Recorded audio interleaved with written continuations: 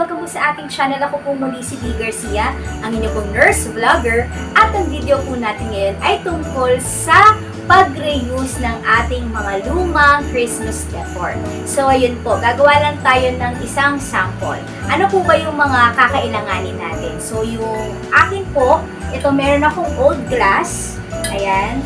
Nabili ko pa to noon sa Dapitan Arcade. So, luma na po ito. Kung meron kayong mga lumang glass na malalaki po yung bibig, ayan, pwede po nyong gamitin yan.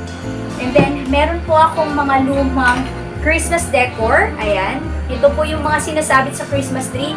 Yan, star. Sobrang luma na po. Nakita nyo naman. Okay. Ito po yung mga gagamitin natin. And then, meron din po akong luma na mga Christmas ball. Ayan, nakita nyo naman po parang may konting tama na.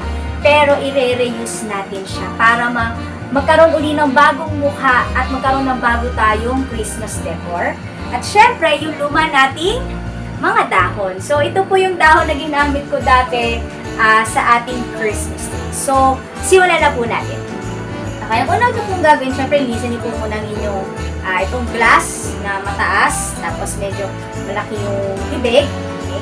Ilagay niyo lang po itong mga lumang ornament. So, ganun po yung ginagawa ko. Ayan, lagay nyo lang dyan. Siyempre, mas maganda kung ako, pinili ko po yung mga medyo pare-pareho yung kulay.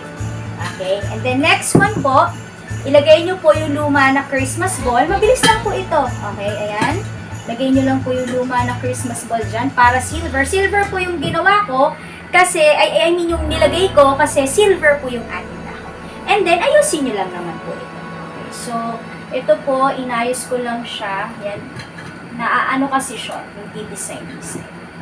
Okay, I mean, nababali-bali natin. So, yan. So, nakita nyo po? Tingnan nyo po. Ito na po yung bagong mukha ng ating Christmas decoration. So, maganda to sa mga corner or kung meron kayong mga table na, ayan, pwede rin to sa ating table, dining table, pang-design. Okay? So, kung meron pa kayong isang bola, pwede nyo pa ilagay dyan. Diba po? Ang ganda. Ayan, sana po may natutunan po kayo sa akin ngayon. Naiki lang po ang ating video. At, yun po, magkita-kita po tayo sa ating next vlog. Ayan, see you po. Bye! Pwede nyo po ito gawin sa bahay. Thank you po! Bye!